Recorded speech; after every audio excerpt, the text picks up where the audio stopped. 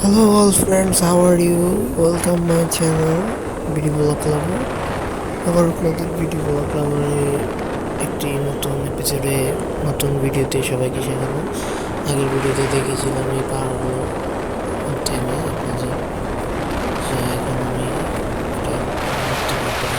Fan চালো কে তোমার আমার গরম লাগতেছে। হ্যাঁ, তুমি ফ্যান চালো না রান্না করে?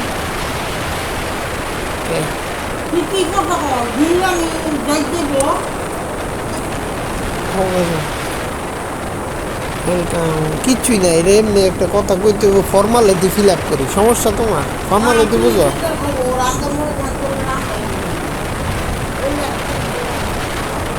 হইয়া তো বিছনার মধ্যে আধা ঘন্টা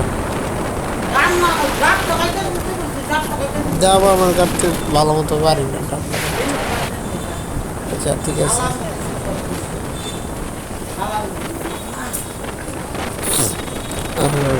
আপনাদের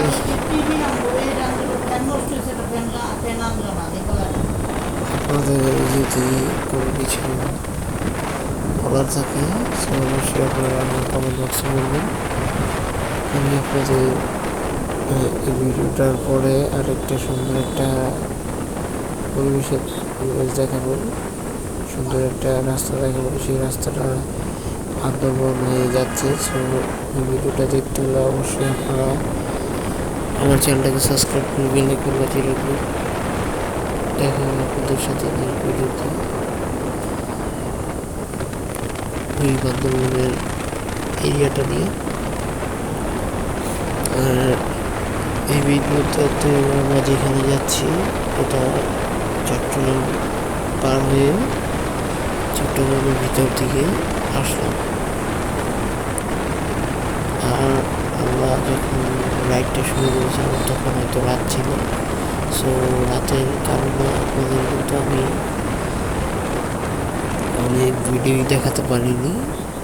সো রাত্রে আমরা চট্টগ্রাম সমুদ্রের পাশে গিয়েছিলাম। সো তার জন্য আপনারা ভিডিওগুলো মিস করছেন। সো ওই ভিডিওগুলো যদি করতাম হয় তার সুন্দর হতো, কিন্তু অন্ধকারের কারণে ওই ভিডিওগুলো আমরা করতে পারিনি।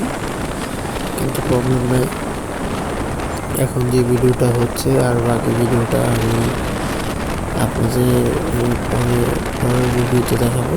সো আপনারা অবশ্যই এনজয় করতে থাকুন ভিডিওটা। এখন কিন্তু